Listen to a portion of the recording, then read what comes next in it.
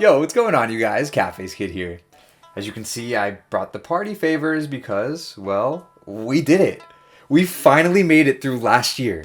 We wrapped everything up, we welcomed in the new year, and now it is time to finally see what 2011 has in store for us. Hey, over here. 2021. Wait, what? Yeah, 2021. 2021? I just said that. Are you sure? Yes, you're the only one who doesn't know that. What the f?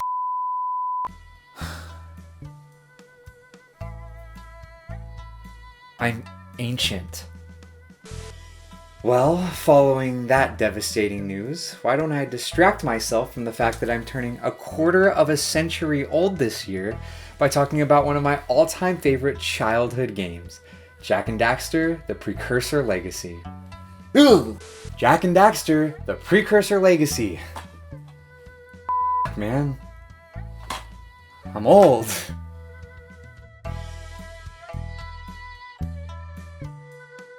So Jak and Daxter was released in 2001 from development team Naughty Dog as a follow-up to their highly successful Crash Bandicoot trilogy. It's also gone on to be referenced in their future hit franchises of Uncharted and The Last of Us, but for some reason those games weren't referenced in Jak and Daxter. I have no idea why. Jak and Daxter began development immediately following the beginning of the 6th generation console cycle with the goal of creating a seamlessly connected open-world environment. I'll sing the praises of this accomplishment in detail later, but I just want to acknowledge that this MO is what ultimately resulted in the game maintaining the legacy that it has to this day. It really set the groundwork for creating a world that never felt inhibited through its vast horizons and lack of true loading screens. Jak and Daxter was mine and a lot of people's first true experience with a world that could consume you entirely in a brand new way, which is insanely impressive considering most kids were playing this game on something like a 15-inch CRT back in 2001.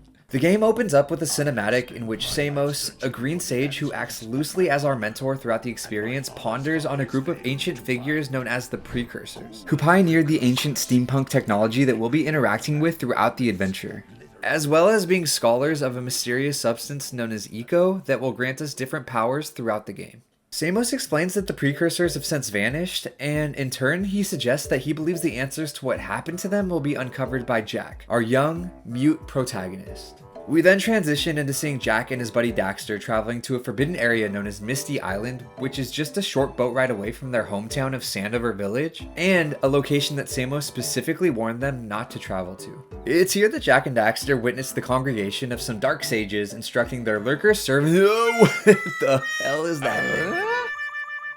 Yeah, that's a lurker, one of the main enemies of the game and the henchmen to these yet to be identified dark sages. They look like they could use a heavy beauty routine. Their hair is long, and they look so old and gross, and... shit, I'm just describing myself, aren't I?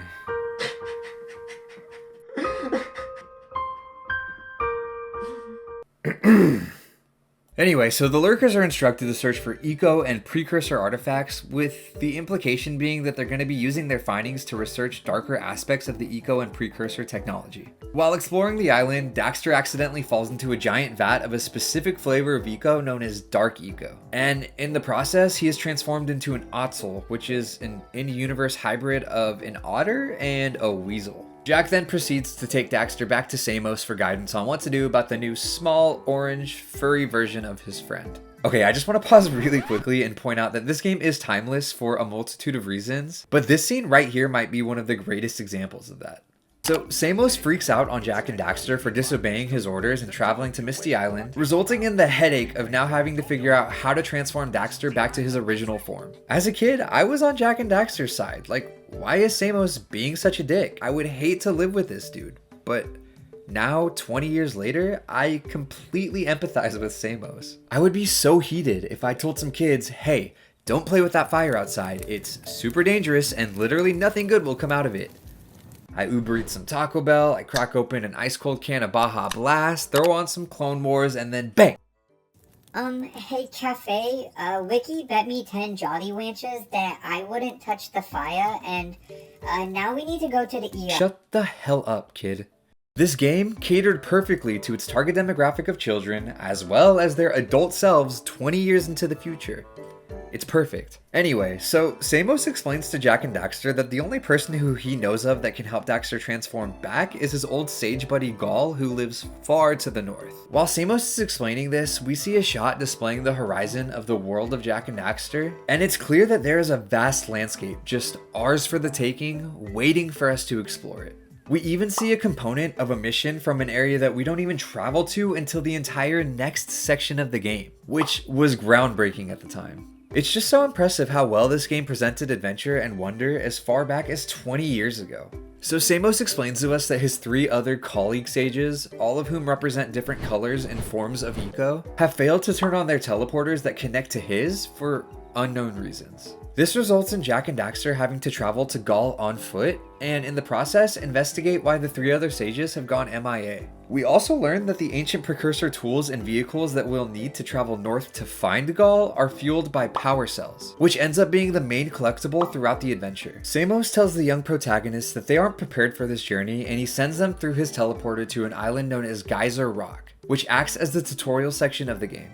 Geyser Rock is a fantastic first area, and this honestly for me boils down to 2 main reasons. For starters, it just perfectly captures how beautiful this game is, and it sets the stage for what went on to be one of, if not the most gorgeous gaming experience available at the time of release. The grass, the rocks, the trees, the water, and the sky all have a color and bounce to them that I truly believe will stand the test of time. They still to this day catch my eye in the same way that they did for my 5-year-old self. In addition, you can see different environments on the horizon that represent other parts of the world, which, again, offers such a revolutionary level of immersion that was uncontested at the time. The second thing that makes Geyser Rock such a fantastic tutorial level is the fact that it introduced us to a movement and combat style that would compete as one of the best over the course of 4 years and 3 separate games. Movement in this game is phenomenal. Even today, it's still smooth as butter. Naughty Dog took what they learned from the Crash trilogy and they nearly perfected it in their brand new IP. There are so many different combinations of inputs that all blend together like peanut butter and jelly, man. There's a roll, a punch, a spin, and a jump that can all be utilized as different combos that make you feel like you're in complete control and give an added level of satisfaction to every single enemy bested. My favorite example of this is actually in the Jak and Daxter speedrunning community, in which there's a mechanic manipulation where if you time a punch, jump, and spin attack off of a ledge perfectly, it offers you a huge boost and allows you to glitch over a handful of gaps in areas, and to my knowledge, it's utilized in speedruns for all 3 games. And I just think it's so cool that something like this is available and shared in a gameplay style that honors and brings life to these 3 separate games 15 to 20 years after their releases. Geyser Rock also displays the importance of game collectibles as well. Like I mentioned, power cells are the game's primary collectible, and a cool added bonus to collecting one is that every time you do, a fun jingle plays and Jak and Daxter act out a cute little animation in the form of a dance or another kind of celebration. In addition to the 120 power cells that you can collect for full completion of the game, there are also egg-like collectibles known as precursor orbs and red crate collectibles known as scout flies. Both of these ultimately result in accessibility to more power cells. There are 7 scout flies per level that, once collected, reward you with a power cell, and precursor orbs are used to barter and trade with NPCs for additional power cells, or in a rare instance, map accessibility. And I cannot emphasize how great the NPCs in this game are. They all have such unique personalities and offer their own special and memorable interactions throughout the entire experience. For example, there's a gambler who offers you 2 separate power cell opportunities. You can trade him 90 precursor orbs for a power cell to help him get back on his feet, and in addition, you can win a big race in which you're directed to a different level of the map to win him a bet for an entirely separate power cell. It's such a unique interaction that tells a completely separate story from the main game in its own fun way. There's a guy here who clearly lost his belongings, even so much as his pants, displayed by the barrel that he wears over his body due to his gambling addiction. And even though we offer him precursor orbs to turn things around, he clearly won't learn from his mistakes, as the next opportunity he offers us is a race that displays he has no intention to stop his gambling. Or there's a swamp level where the only NPC is a secluded drunken hillbilly named Boggy Billy who's just so old and deadbeat and alone and old. Billy hires you to fend off swamp rats from eating treats that he's left out to lure home his pet hip hog or hippopotamus hog. But I mean, look at him. He's still happy, right? Like, he's still having fun. You can You can be aging and still have fun. Yeah, you can. Anyway, these guys are just two of the many characters that you meet along the journey that present interesting and unique interactions that have stuck with me since my very first playthrough. But once again, I have gotten ahead of myself.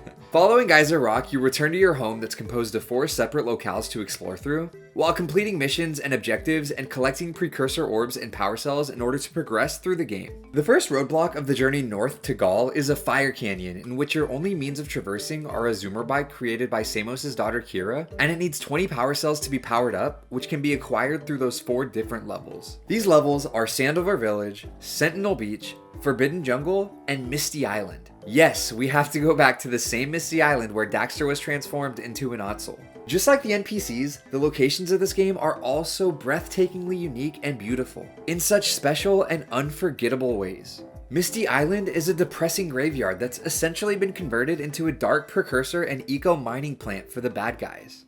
Forbidden Jungle is a vast green landscape with violent snakes, frogs, and piranhas. There's a rundown, abandoned precursor temple that houses the first boss of the game, being a monstrous Venus flytrap consumed by dark eco that tries to kill you as you escape the building. It's all just so immersive and seamless. And it's emphasized by the vast horizons and loading screens that are masked as something like a boat sailing across the ocean.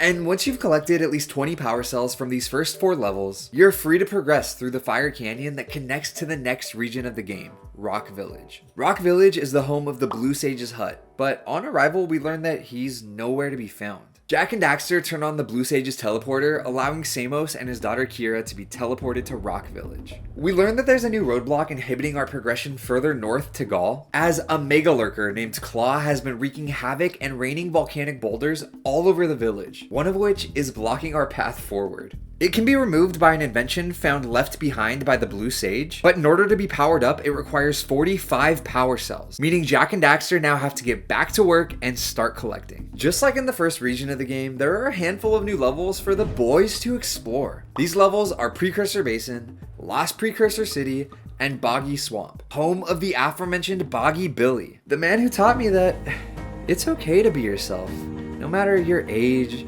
or lifestyle. He taught me to love myself again.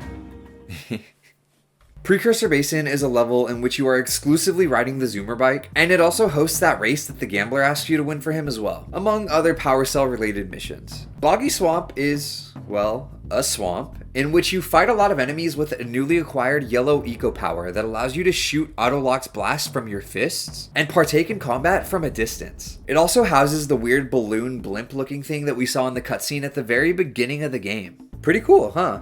I mean, at least it was in 2001 anyway. The final new area is the Lost Precursor City, an underwater Atlantis-style sunken city that displays the most of the precursor technology that we have seen thus far. This level is so cool. You encounter a few new enemies, but most importantly, it just offers a lot of cool, unique puzzles, time trials, and platforming, all while being surrounded by arguably the most unique aesthetic of the entire game, in a lost city surrounded by the deep ocean. Eventually, after collecting at least 45 power cells, you take on Claw in a pretty straightforward boss fight, and you move on to the Mountain Pass, a fire canyon-like zoomer section that leads into the final main hub of the game. This final hub is a volcanic crater that also plays host to the Red Sage's hut, where we find out that not only is the Red Sage also missing, but it was the Dark Sages from the beginning of the game who kidnapped him. This is also when we discover that the Dark Sages are actually Gaul and his sister Maya, the 2 sages who were supposed to turn Daxter back into his human form. We learn that Gaul and Maya are essentially planning on using Dark Eco to restructure the world by accessing Dark Eco silos hidden underground, explaining what all of the eco mining we've seen being done by lurkers along the journey has been for. Gaul and Maya leave, and Samos warns us that if they open up the Dark Eco silos, the world as everyone knows it could be doomed.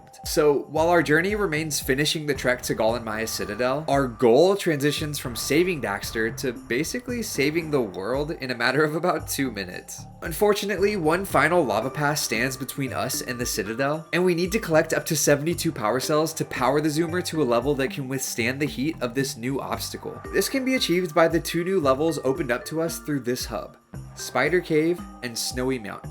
Spider Cave is a dark, treacherous cavern full of aggressive spiders and pools of dark eco. It also hosts a really cool section where we see lurkers excavating and reconstructing an ancient precursor robot that, spoiler alert, ends up being what Gall and Maya used to fight the two heroes in the final battle of the game. I mean, I don't know if there's any evidence to suggest that this is the exact same one, but I always thought that this was such an awesome detail and one of the many examples of this game having elite world building. Once you've collected a total of 72 power cells, you are finally ready to travel to the final area of the game, where we quickly come upon an empty hut belonging to the yellow sage. And when we turn on the last teleporter, we learn that Samos has been kidnapped by Gall and Maya and that they are now in possession of all 4 sages. Gall and Maya's citadel entails 3 separate sections that specialize in the different forms of eco, where at the end of each of the 3 trials, we free a sage. And once all 3 have been liberated, they work together to offer us access to the top of the citadel, where we save Samos and take on Gall and Maya once and for all. This fight was really grand and epic for me as a kid, and I have to say that while much easier now, it still feels incredibly high stakes and offers the same level of excitement to me that it did all those years ago. It involves avoiding blasts from the precursor robot and fighting off a handful of enemies, and in between phases we get an opportunity to use yellow eco to blast shots off at the robot itself.